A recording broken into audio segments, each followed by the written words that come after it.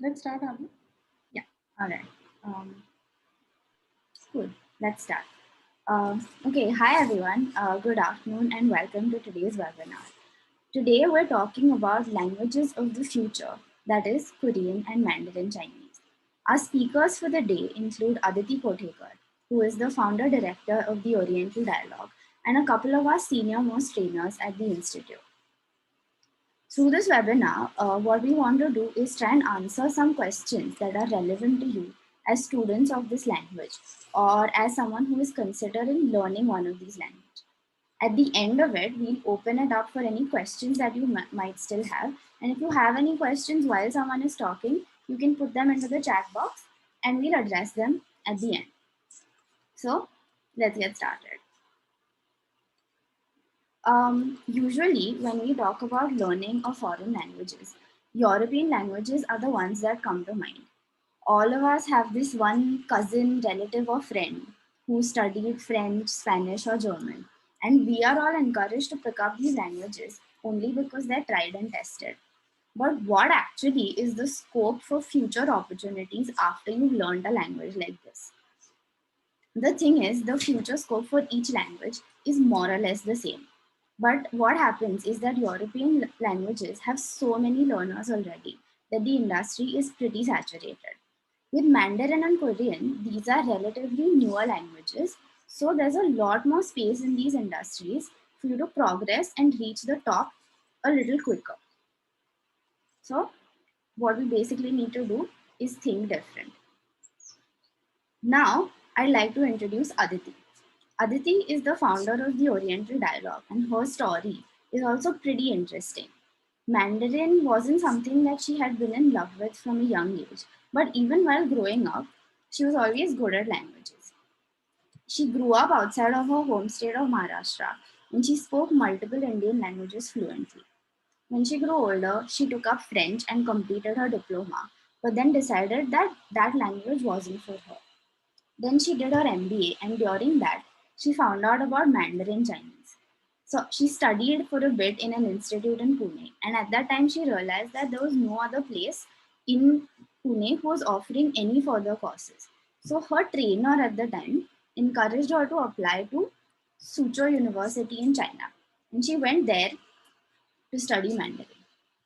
Back in India, her job application to SBI was unexpectedly accepted, and then she had to leave her course and fly back. After 3 years at this job, she really didn't want to do it anymore. So she went back to Suzhou to finish her course.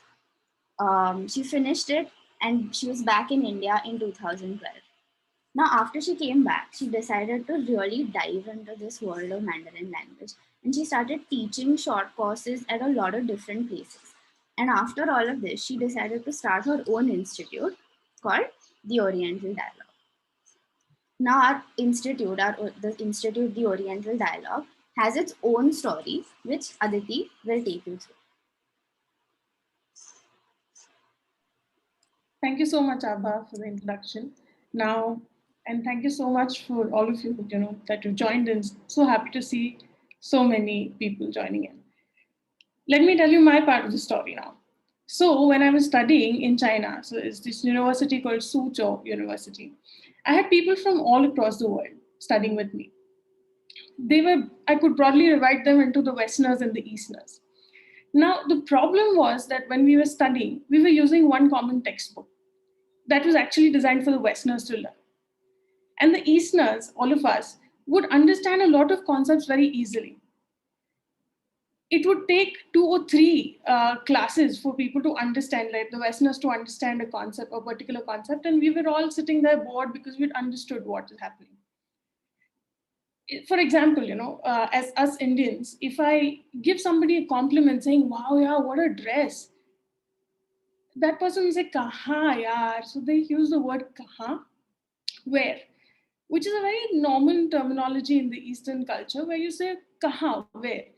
The Westerners would never understand why you are saying, you're replying to a compliment saying "where" in the first place, and why are you doing, why are you being modest in the first place. So these are things that it took, it was difficult for them to understand. That's when I decided that I'm definitely going to design a course for Indians so that the Chinese language becomes easy for the Indians to learn. I came back to India, started designing the course. Then I realized that the most people in India who want to learn Chinese language were actually businessmen and professionals who wanted to travel to China. For them, 6-month courses were not the thing. They wanted to learn the language as fast as possible, and all they wanted was survival Chinese. When they used to go to China, how do you say, Arey, how much is this for? Or can you give me a discount? Or, is this food vegetarian? Or even pronounce names of their clients. So that was their point. So then, what we did in the start was we designed 16-hour survival Chinese courses for businessmen and professionals. So that was a hit. Later, a lot of college going students started coming to us. They said we want long-term courses with, HSK, which is the International Level Certification Examination, HSK oriented courses. So we had our own classroom and we started HSK courses along with the business survival workshops. Later on, we copyrighted our curriculum, and then came the demand for Korean language. So that's when we started Korean language courses. Now we had to make sure the Korean language courses were also, as per need. We started not only teaching how to read and write Korean, but also type Korean. After the Korean language courses started, what happened was there were a lot of people who used to travel all the way from Aurangabad, Ahmednagar, Satara, Sangli, places near Pune, to just attend our classes. That's when we realized that there's a need for online teaching. So we started teaching virtually. Now, this was before the pandemic started. And so when the pandemic started, we were actually ready with our curriculum online and everything. So we started the next day itself. Now, from 2012 to now, we've taught more than 400 batches. We've introduced these two languages to more than 4,000 students. Also, at that time, there was not much for preschoolers or children to learn the language. So we designed a range of courses in a playway method that could help the children learn the language. So that's how things happened with us from after 2012. And well, let me come straight to the question now. A lot of people want to know why Korean and why Mandarin. Now, this is China, where Mandarin Chinese as a language, it's a national language of China. It is also the national language in many other countries like Singapore, Malaysia. I mean, it's predominantly spoken in Malaysia or Australia, Canada, huge population there. And that is South Korea. Now, it looks like a small country on this map. Let's look at the map in a different way. This is a population cartogram. It'll tell us, I mean, it indicates where people in the world actually live. So look at the size of India, China, Korea, Japan, and you'll see how big they are just because the number of people that live in these places. Now think of these people as your market and think of how much learning the language is going to help you penetrate these markets. If you actually are able to speak Chinese, Korean, or Japanese, plus Hindi, of course, and plus English, you'll be able to speak to more than half of the world's population, and that creates a very strong skill set for you. If you go and present your resume to any person saying, "Okay, I know these three languages, I can communicate to these many people in the world," and then you'd see their reaction because that's what people want. Further, um I'm sure all of you know that China is one of the largest economies of the world, South Korea also. Companies like Xiaomi, Haier, Lenovo, Oppo, Hyundai, LG, these are everyday names for us. And these economies are growing.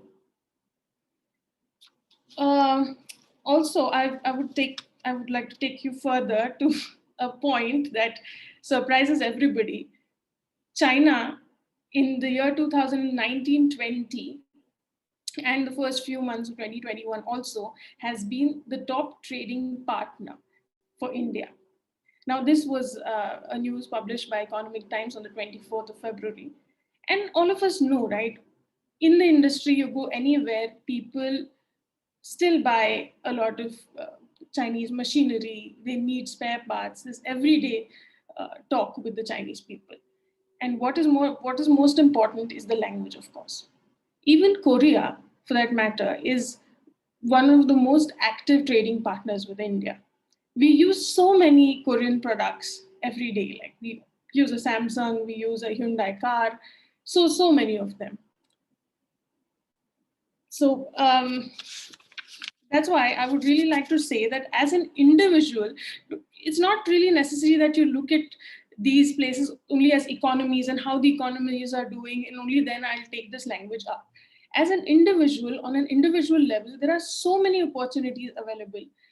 On my desk right now, I was just looking for that. I have 3 to 4 companies who require a Chinese language specialist. One being IBM, one being WNS.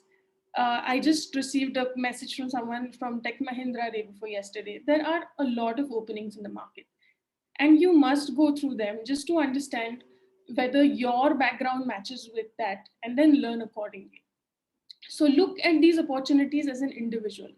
I've heard, like through some local research, that at the end of 2022 onwards, we're going to require a lot of interpreters for the Chinese language. For various reasons, people are moving in, a lot of companies are coming in, a lot of companies are collaborating. So, Chinese and Korean, the opportunities are enormous, and the requirement is high. I mean, so the demand is high and the supply is low.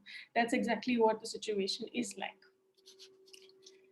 Um, Further, I think Akshita will take you through the further notes, and she'll introduce you to few students and their stories and all that they have done in this scenario. Thanks, Akshita. Thank you so much, Aditi, and good afternoon, everyone. Okay, so today I'm here to talk about the different opportunities that learning Chinese or Korean is going to bring to you. Let's get into it. We have got quite a mix of students here in today's webinar, and you will be surprised with how many avenues this skill can open for you in your respective sectors. I am now going to tell you about the journeys of our students who, just like you, were wondering a few years ago what the future holds for them after learning the language. Next slide, please.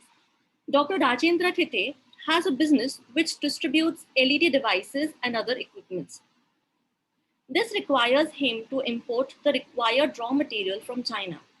He started learning the language with the sole intention of expanding his business to multiple products and commercial avenues. He completed his level 4 in 2019. He ended up establishing not only long lasting business connections, but has also forged a strong relationship with his distributors, which enabled him to set up his own business in China. Similarly, Ms. Mulchandani studied with us in 2018. She has a business in which she exports spices and condiments from India to China and many other countries. Mr. Vaibhav and Mr. Preetham Chhajit also aim to utilize their language skills to further their business of importing and distributing plants and garden accessories in their nursery. They are working to bring Chinese plants into India, and so having the knowledge of this language will be beneficial to the future of their business. So the fact that I really want to stress here is knowledge of the local language helps to establish strong connections, which is the base of trade and commerce. You will be surprised at how many doors will open for you with a simple ni hao and a smile on your face.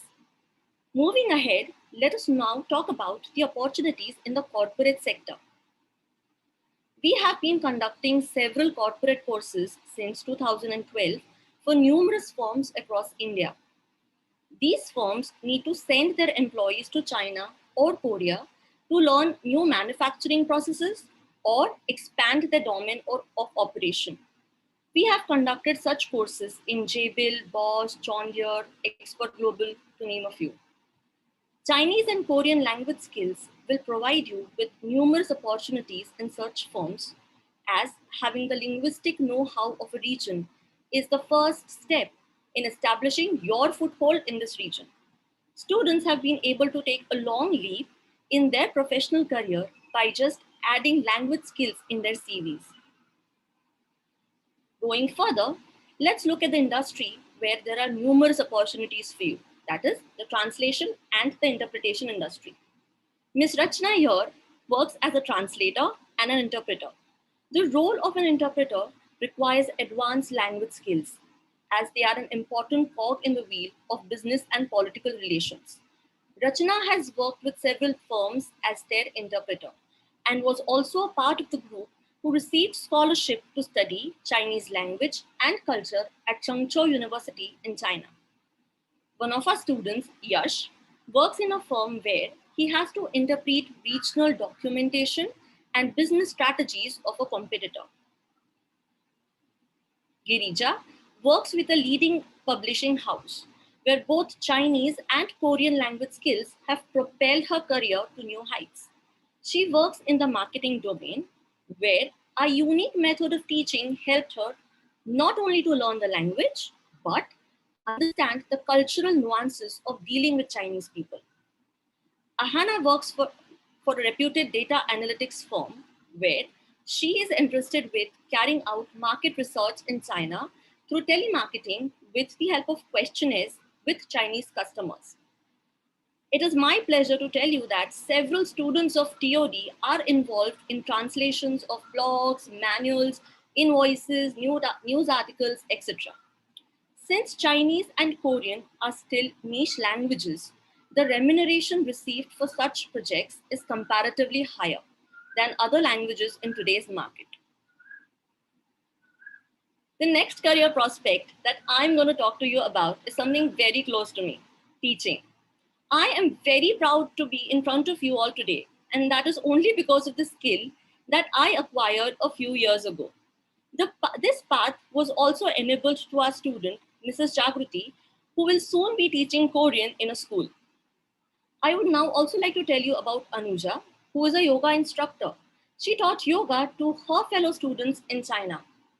This has opened a new avenue for her, especially now in the world of online revolution. Similarly, there is a growing demand to conduct English language courses in China and in Korea, where having regional language skills is a prerequisite. Now I'm going to play a short video for you guys.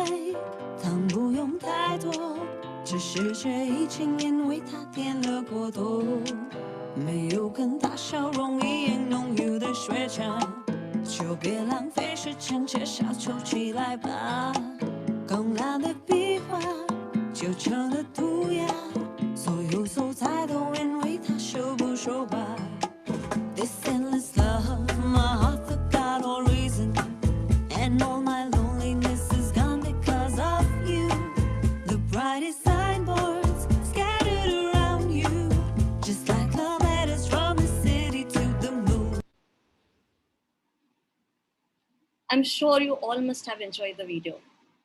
It is rightfully said that with imagination and creativity, our possibilities become limitless. This is a video of our students Erica and Yogesh, who have combined their love for music and language.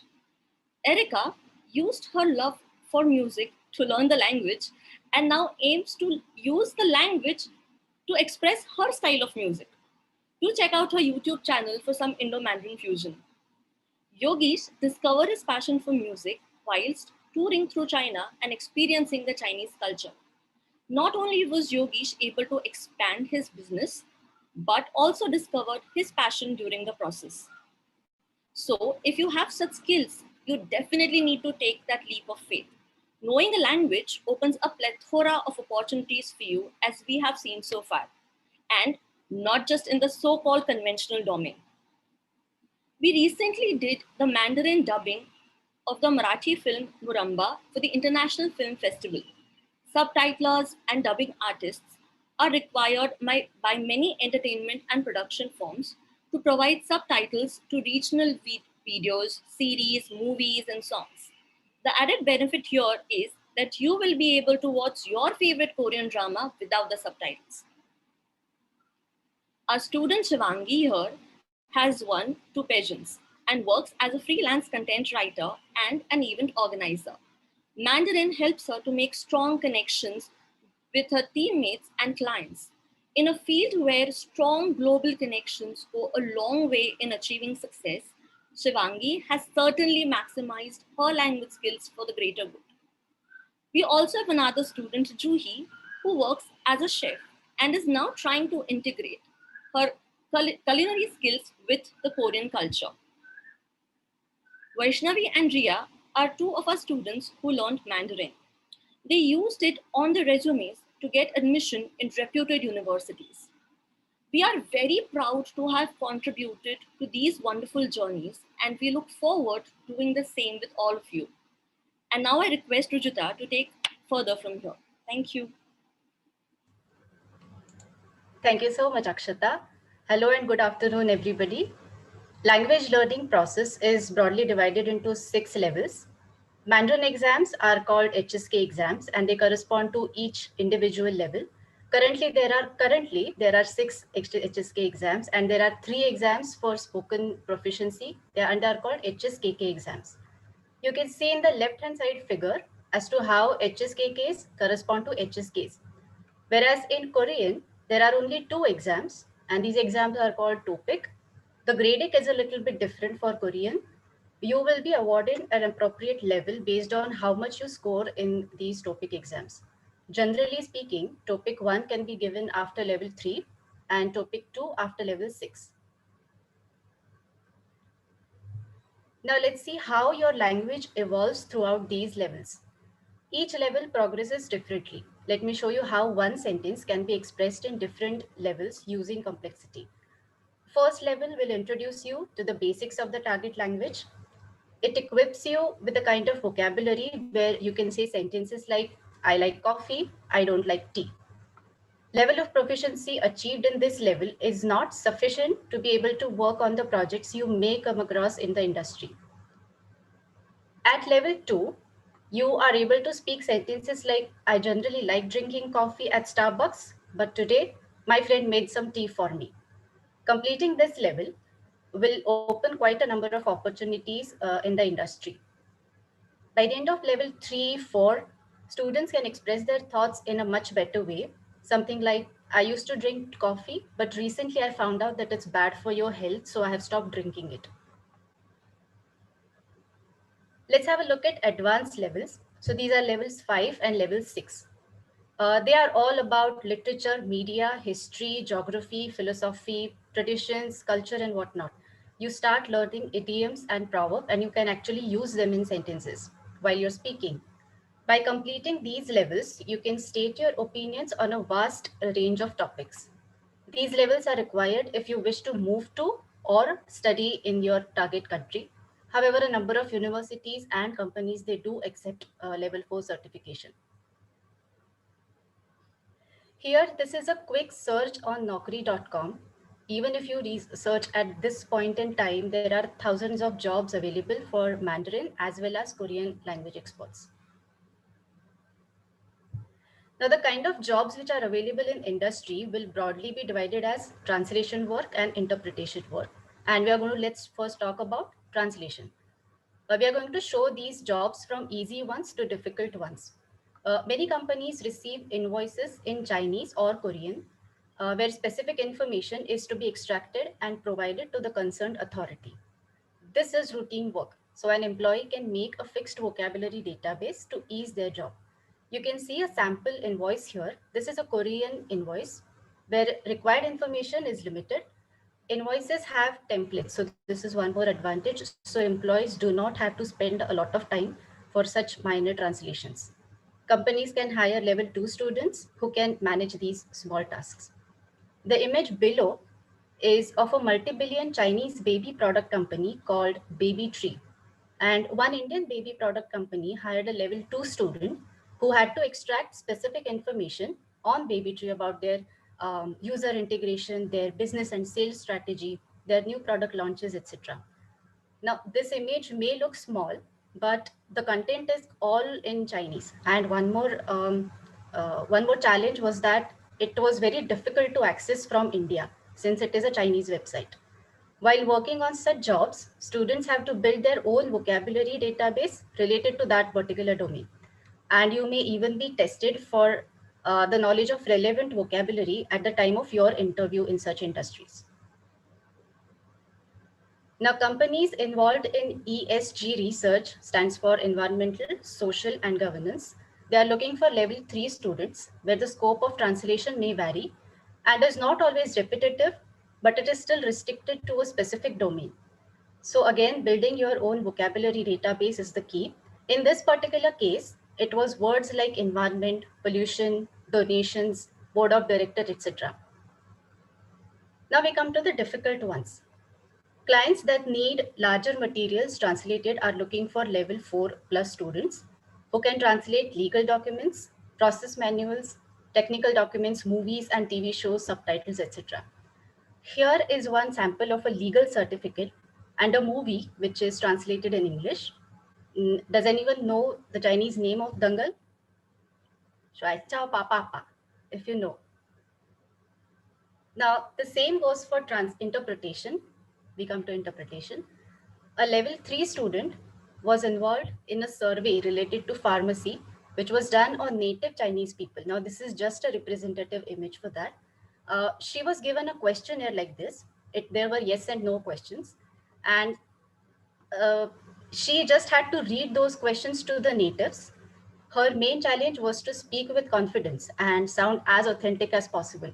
So she could actually manage asking, "Hey, nishisto shamma kung ya?" instead of asking, "Nishir so shamma kung ta?" So she could actually manage getting that perfect accent and that confidence when she was speaking. One electric vehicle battery supplier in India is in process of replicating their entire assembly line of their Chinese counterpart from scratch in India, where they needed an interpreter with only a moderate level of understanding of the language as they had a budget constraint. This candidate actually asked them to share their everyday terms in advance so she could study them. Plus, she also studied the terminologies which are used in electrical engineering. So companies do sometimes come down in their expectations if they're on budget, if they find an extraordinary candidate, or if they cannot find a candidate exactly as per their requirement. One Indian telecommunication company hired an Indian Korean language expert to interview Indians who would then work towards solving queries of Korean telecom employees. These interviews were held in Korean totally. And some of the questions were like, what do you think are the differences or similarities between Korean and Indian culture? Introduce yourself, etc. And the candidates were also tested on their reading skills. Now I'm just going to talk about other opportunities except the ones in the industry. There are many good universities available in China and in Korea if you wish to go there for your higher education. Full and partial scholarships are available for those who wish to study in China or Korea. Internship opportunities are also available. I might as well mention the name of Taiwan, that there are many opportunities for internship in Taiwan as well. There are homestay programs like Chinhua Homestay Program, where many of our students have been to, and student exchange programs like Xi'an Student Exchange, where although language proficiency is not necessary, it is considered as a plus point. Now, how should we approach the language learning process? Now, from all the cases that we have seen, from all the case studies, we can say that industry expects two things from us, two things from the candidates, uh, speaking and reading proficiency. Now, how to improve on those? Most of the fluency comes from repetition and memorizing when you're learning a new language. One easy way to improve is to spend time listening to the audio material that your language course provides to you and repeating after it. So listen to one line, take a pause, try saying that line as it is. And one more good way to practice your language skills is to record your own voice and comparing it with the original audio. That is also a very good method. And I cannot stress enough how important it is to build your own vocabulary and not just rely on the syllabus which you are studying. Now, I would like to request Aditi to take further from here. Thank you so much. So, when most people have decided on chalo language seekhte hain, they're still thinking whether to take up Mandarin or Korean. Now, which one should I take, ma'am? What do you think? Is a question that comes to me very often. Well, I really think that going to Google and asking which language should I learn is a very wrong way. Also, going through news articles to decide which language you're going to learn is also a wrong way, because the news articles are going to tell you about the situation today. What I really think is that you should go through sites like Wikipedia or read magazines like The Economist or such kind of economics related magazines, just to understand a little bit, whatever you can, about the economics of that country. Now, even better, you should go online and check travel sites. Go watch the 4K YouTube videos to actually see how the country looks like and how the culture feels like, how the people are talking to each other. And if that feel sticks to you, that culture sticks to you, only then take that language up. If you see, when you go online to see, say, China or Korea, you'll see that a lot of technology is very normal there. There are robot run restaurants, uh, vehicles, so many things that is very common there. So if all of that fascinates you, you must take that language up, because and of course a lot of you already watch series and movies from Korea and China. Watch those, watch a couple of those, and then you will exactly get which one to learn, because at this time you'll be deciding from within, and the language will last with you for a really long time. So I think that is the way that you should choose which language to go with, Mandarin or Korean, because both have opportunities. You don't have to worry about that. Now, or yes, we also have demo sessions that we schedule every month, and we put it up on the website regularly. Just attend a couple of classes, like a demo session, so you'll understand which one you should go for and how it really feels like to be in a language class online. We have new batches coming up soon. You can read about them on the website. So finally, I think we should open the forum to questions. Thank you very much, all of you, for listening to us patiently. Please ask if there are any questions. Abha, if you can please ask the questions, it'll be easy for me to answer. Thanks. Yeah, so if you have any questions, you can just put them into the chat box. Um,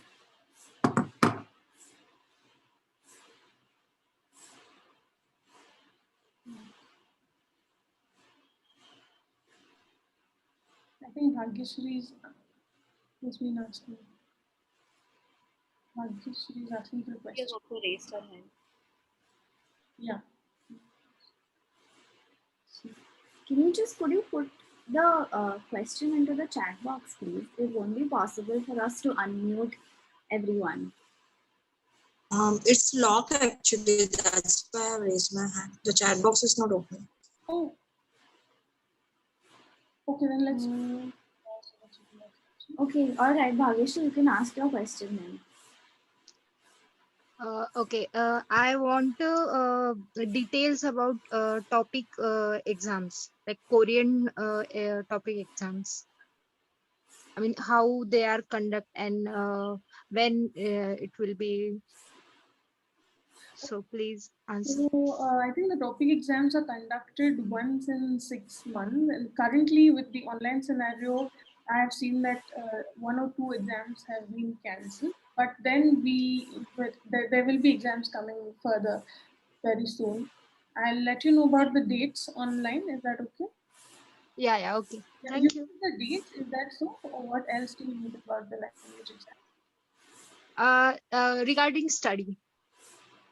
So Bhagyashree, we also have a blog on our website which talks about topic. So you can take a look at that as well. And then if you have any questions outside of that, we are here to answer them for you after that. Okay, where it is? It's on the website on Yeah. theorientaldialogue.com. Yeah, okay. Got it. Thank you. Yeah. No worries. Any other questions, please? Hello. Hello, hi. Yes. Hi. Hi. Actually, I wanted to ask. I'm interested in learning both the languages, Mandarin Chinese and Korean too. But I've heard from many people that maybe I should try learning Korean first and then Mandarin, so I can, complete them with a lot of ease. Is it such a thing to complete like that? Okay, yeah, you're never going to complete learning a language actually. Yeah, because it's a forever process. What I suggest is you take any one of those two languages, whichever you think you're comfortable with. You take that up, study that for a while, and once you get comfortable with that language, then you start the next language.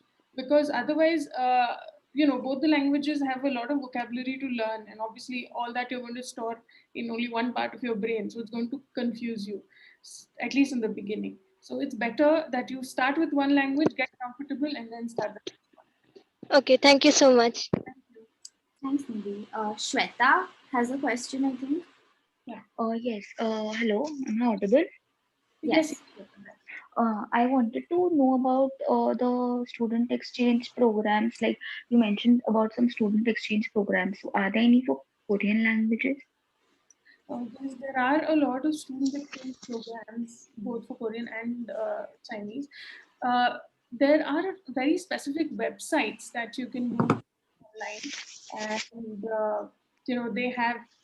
they have a lot of, like, there's a list of exchange programs. Of course, in the current situation, probably not for a year, say, but after that, I'm sure they'll open up again. Okay. Okay. It's very, very easy, and it's very, very safe. So you can just apply online. There are so many people just doing this much, like Okay. exchange programs, scholarships. A lot of people are just doing that. Okay. Could you give us like could you provide some websites like some examples? I don't have the names right now, but I'll just save your number and put it up on your messaging. Is that okay? Okay. Okay. Thank you. Thanks, Shweta. Aru has a question, I think. Yeah, hi. Thank Hi. you for such an informative session, first of all. Secondly, I'm already learning Korean level 1 here. I wanted to understand a little bit more about these topic exams. So, are they would they help you sort of get if you want to learn in Korea, let's say, I want to go and study something in Korea. So, is that are topic exams going to sort of be helpful for that as well, or are they just are they sort of can you say that they're equivalent to an IELTS or something like that? Okay, so the opportunities are so many and so different. So not everybody needs you to know Korean very well.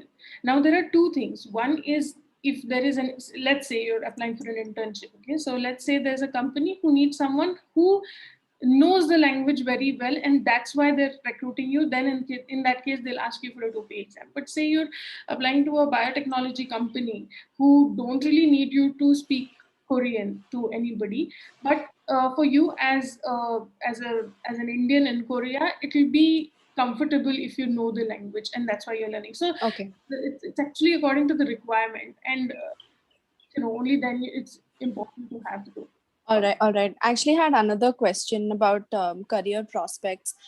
So you spoke about a lot of different fields, but I wanted to know if you would have an idea about career prospects in, say, the media industry, specifically like journalism. So yes, so there are two things that I surely know of in terms of journalism, that jobs are there. One is, of course, extraction of information from websites and then converting them to so say English or Hindi, whichever language that you know. So that puts you into translation and interpretation. And secondly, Right. yes, into a global media circle, where you sort of exchange information, being a journalist, saying, okay, I am a certified journalist, and I have this information here. So even communication helps. So that's something that you can take up. Okay, thank you so much. I think Shruti has a question. Hello, am I audible? Yes. Yes. Yes. Actually, ma'am, thank you for this today's session, first of all. And actually, I wanted to ask, I have completed my Mandarin Chinese level till 3A. So actually, I wanted to continue. So do I have to give an exam again? Because it's actually been almost a year since I completed the language. It will be easier for us to judge, and it will also be easier for you to judge how much you know already. You can just take up like a normal, not an exam, but a normal test to for us to know and for you to know how much you remember. That's all. Okay. Okay, thank you. And actually, I also wanted to, like, I saw that you were offering Korean courses as well. So, when do you think it will be like the right time to start Korean? Because I'm also learning Mandarin Chinese. Because I think some vocabs also clash, like, there are some similar vocabs in both the languages. Yes, they not really similar vocab, but yeah, they do strike a chord where you have the measure words and all of that in Korean also, so it's easier to relate to the language. You can start, Shruti. You've already done 3 levels, and I am sure Mandarin has a fixed place in your brain right now, so you can take up the new language, no problem.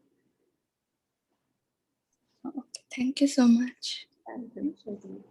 Simran? Simran. Hi, Simran. Hello, ma'am. I'm Simran. I have done level 2 Mandarin Chinese in TOD only, Yeah. and I'm interested to continue further. But I think I need a bit revision. So, is it possible?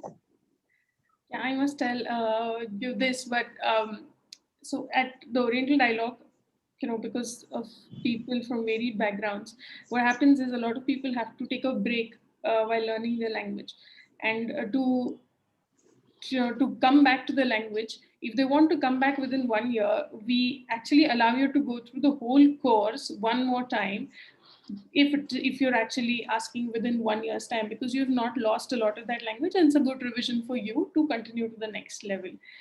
If it's been more than 1 year, we'll have to think about it. Simran, you can take up a few classes, so you'll get an idea of how much you remember and how much you don't. And like Shruti said, you can just take up a test, so you will remember where you are, because every person has a different aptitude for the language, and the memory is different. Sometimes people keep reading through it, so they do remember. Sometimes they've just lost the language totally. Okay. And also, I had a question that now the scenario is like everyone is against China. So, will this Mandarin language help me in future? Yeah, so this is why I said about about reading the news articles. So news articles tell you about the situation today. See, over the years, if you actually go and check any of these graphs and statistics and all of that, you will know that even when there were so many clashes between India and China as countries, those were geopolitical differences. But business wise, industry wise, we are a lot dependent on China as a country, and we also want China as our market, because we want to sell a lot of things to the Chinese, into the Chinese markets. So it is both ways, and that probably will not change, because China also wants us as the market, because of the population that we have, and we also want them as a market. So the trade is not going to change; it's always going to grow. And as one person learning the language, we should always think in a way where, will I get a job, and where best will I get a job after learning the language, rather than just looking at the whole scenario and looking at the headlines in newspapers and reading them and getting scared. Don't do that, I think. Okay, ma'am. Thank you. Thank you. Amrita has a question. Yeah, hi, Amrita. Hi. Hello. Hello. Ma'am, I actually wanted to ask if we learn a language at your classes, which certification will we get? So we are a private institute, and we are not affiliated to any government organization or any university in China. We provide our own certification. We also give you a digital badge that you can put up on your social media. Now, our job is to prepare you for these international level certification exams. So we prepare you for these, and in case, so not everybody wants to take up these international level certification examinations. In case you want to take, it is your choice, and when you want to take, it's your choice. So then you can take up these exams. So you are definitely prepared for the exams. That's something that I can tell you. Thank you. Yeah, thank you. Thanks, Amrita. Kalyani has a question. Yeah, hi, hello. Thank you so much for the informative session. So I just wanted to know, in general, so along with learning the language, sometimes what happens, the technical knowledge is also required. So how difficult it is, just by learning the language, you cannot do the translation and the interpretation, right? So you need the technical language, technical knowledge as well. So can So you just guide us on that, just like like how difficult it will pointed be? out, you need to build a vocabulary database in the domain. So now, when if you want to get into translation, the first thing that you should do is think of a domain that you're going to work in. Am I going to work in chemistry? Am I going to work in geography? Am I going to work in engineering? Or even books or literature domain. So decide on the domain that you're going to work on, and then sort of assimilate your own vocabulary over a period of time. Like, keep reading through those websites, just going through those websites. Of course, you'll not be able to read the website in the first, like in your level 1 or level 2, but just go through what kind of words are there, what is there, what is used where, new words that you're new vocab, new, what do you say, characters in Chinese that you're learning, or new vocabulary that you're learning, like for Korean. So just go through that and keep building one for yourself. And when you feel you're ready, go through it. So it's not that you finish all 4 levels and then they say, okay, I need a job. Okay, let me think which domain I should go in, and then start building a vocabulary. There'll be too many words for you, and you Mm-hmm. not know what to do with it. Mm-hmm. Just go through, keep through, and keep your own notebook or your own list of vocab. Uh, yes. In addition to that, I have also one more question. So, compared to European languages, are there many jobs in the translation field for Korean and Chinese? Yes, there are a lot of, there are Oh, no people available. oh, okay. All right. Yeah. Thank you. Thank you so much. Thanks, Kalyani. Yeah. Yeah. Siddhi has a question. Yes. Can you hear me well? Yes. Yes, you can. Yeah. I've been learning Korean for about a year and a half, but I've like studied like by myself. I had like no teacher as such to teach me everything. So what I've been doing is I watch dramas, I read like articles from neighbor to like build my vocabulary. And what I've realized is it's something like it's a very basic vocabulary that I have. So I mean it's quite a lot based on like talking in general to people, but then when it comes to like professional vocabulary, I don't have much, I guess. And I would like to ask you that is there any like website or like source that I can use to increase vocabulary in that sort of way? Okay. So, firstly, okay, I really look up to you because you've been studying for 1.5 years by yourself. That's a wonderful thing. Um, any website which will help you, really, like I said, it depends on the domain that you want to build your Yeah. knowledge on. Like, but yeah, Naver is a good idea. Naver is a good idea to Yeah. go there and then keep searching, and then small things like, okay, what an image is called, what news is called, what these things are called. That's a good idea. But yes, while learning the language, it's again not just the vocabulary. I would always say that you should learn phrases so that you're able to speak the whole sentence with confidence. Yeah, Because like when you know the vocabulary, what happens is you're sort of calculating, and then you're lost in calculation, and then lost in translation.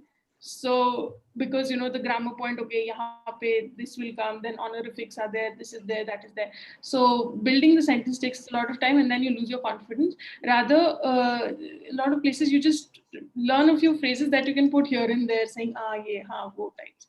So I think you should do that. Yeah, thank you. Thanks, Siddhi. Aditi, Pooja has asked a question. She wants to know how long will it take for her to complete level 3 and give the exam. Level 3 for Chinese? I think Mandarin. She has not specified. For Mandarin, it will take you about 1.5 to 2 years time, Pooja. So it should take that much time, because the courses are, of course, 30 hours for beginners and 60 hours for level 1, 60 hours for level 2, and 120 hours for level 3. But that whole process, what we've seen so far, is most students take about 1.5 to 2 years to complete this process. Okay, sorry, she wants to know about Korean. Korean. Oh, Korean also, I think that much time is required. 1.5 to 2 years will be required. Keep that in mind, yes. All right, okay. Janvi has a question. Hi, Janvi. Janvi? You there? Okay, we'll come back to her. Madhura? Madhura, hi. Yeah, hi Aditi. Hello. Yeah, and hi everyone. I have a question. I'm already working in a IT industry, in IT company. So how advisable is that? Like along with my current job, I'm learning Mandarin and then switching from current industry to the world of languages, or specifically to the Mandarin. How advisable is that? So I don't know if you should really jump industries. I think you should just take Mandarin as an extra point on your resume in the IT sector, and keep learning the language as per what your domain requirement is. Okay. You should go onto your company's recruitment website and check the kind of requirements that are there. If not Mandarin, the other languages, obviously the language, one with Mandarin will come up, or whoever the competitor. Mm-hmm. So you should actually do that. Okay. Yeah. Because my plan is to like after a few years not to stay in IT. That is the reason I asked this question. So even if you're not staying with IT, what you can do is you can, keep your IT background. So maybe you can get into translations and keep IT on the back burner. So okay. Okay. you don't have to waste so many years of your life, right? Things that you've learned and collected. So Okay. Yeah. Thank you. Thanks, Aditi. Thanks, Madhura. Aru has a question. Yeah, hi, sorry, I forgot to ask this before. So if I suppose I want to study or even stay in, Korea, what level of language would you suggest? Say for studying, like I'm sure it depends from course to course a little bit as well, but generally what level of Korean would you suggest? at least a level 3, I think. Okay. Because that's where you get the overall understanding of the language. Right. So, okay. Thank you. Thank you. Thanks, Aru.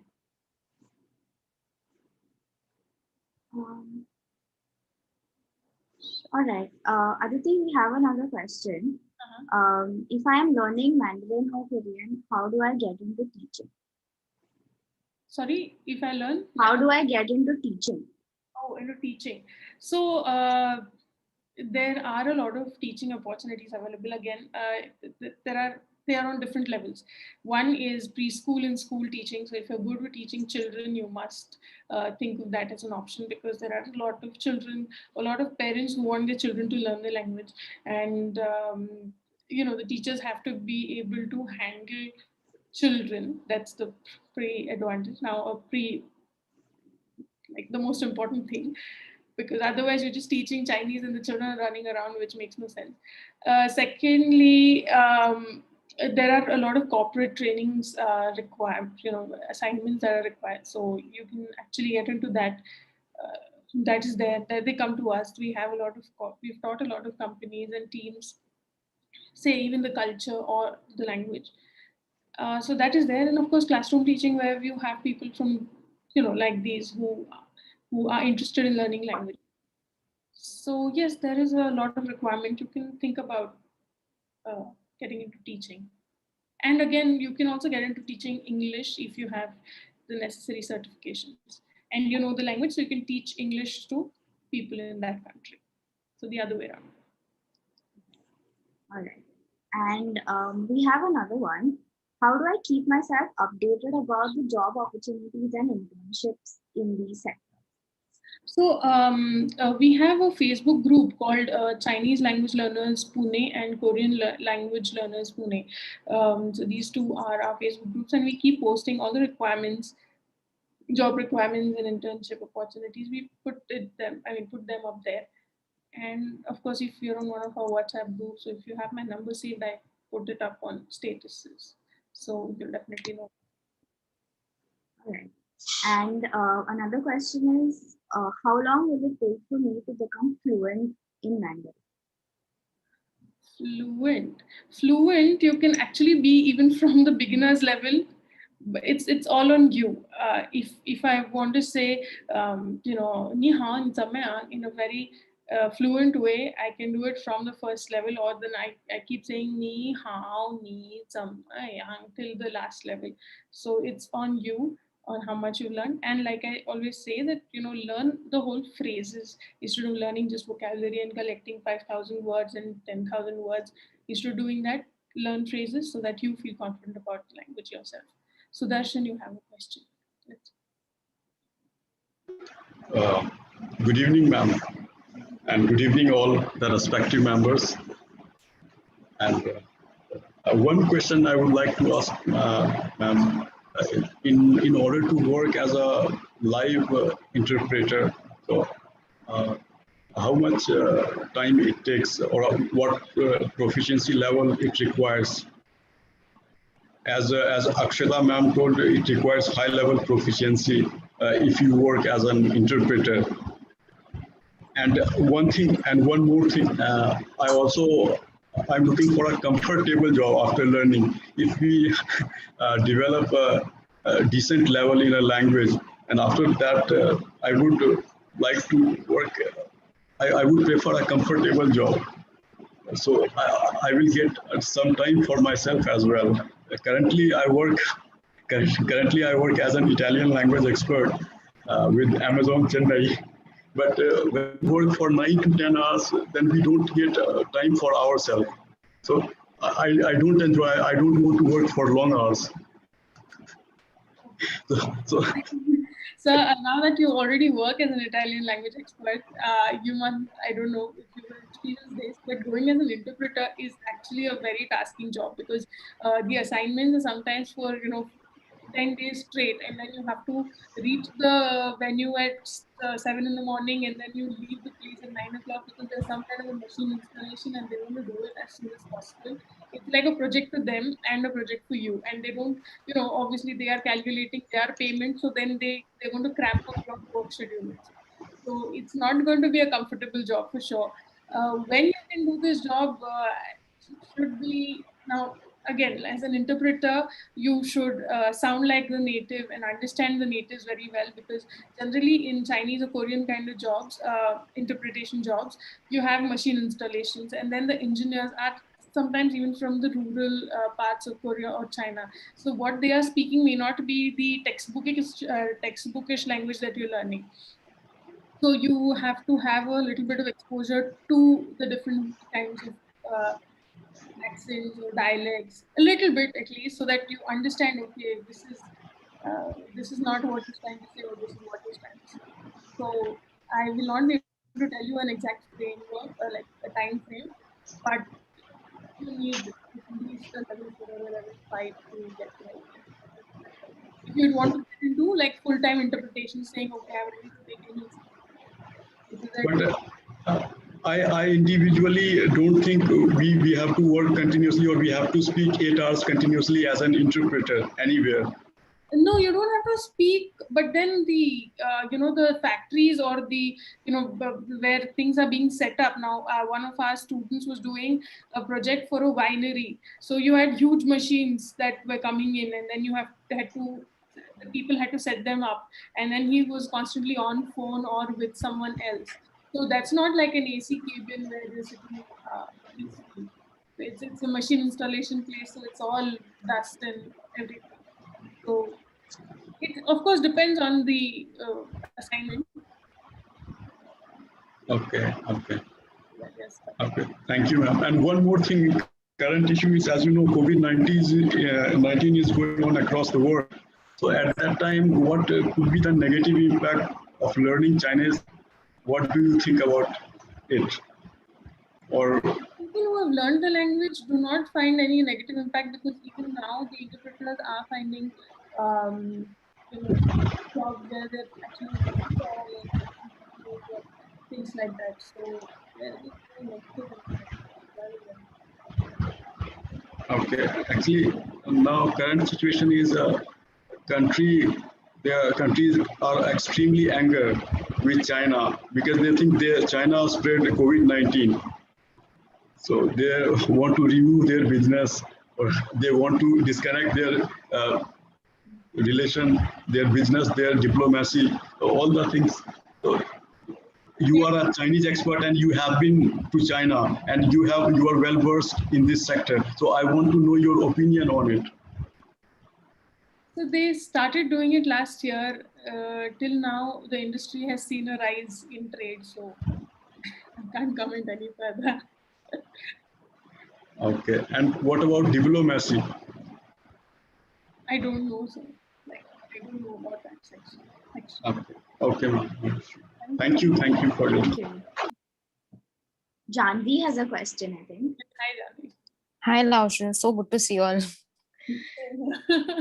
So my question was, I have been learning Korean since the last 10 months. So there are a lot of apps which have vocab and also, are there any apps which improve linguistic proficiency or which help us in that aspect to improvise on that? Because it's easy to read because the material that is available in our book is very limited. And how do we improve or work upon that?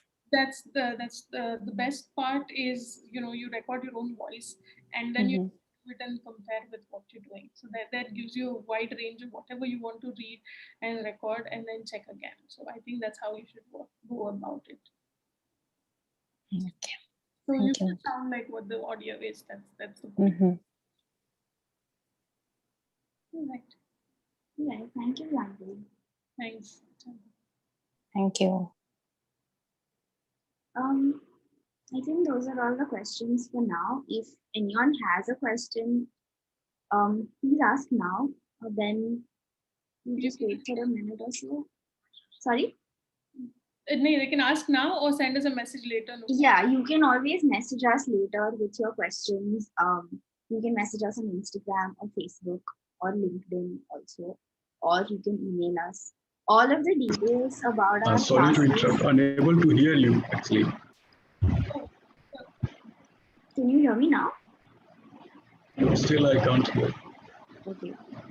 Aditi, could you just Yeah, so what we're trying to say is we have an Instagram account, a Facebook account, LinkedIn. We have an email address, phone numbers, always available to you. So if in case you have any questions, you can just put it there. If you can't think of any right now. So yeah. Yes. All right. Let's call it a day then. Yeah.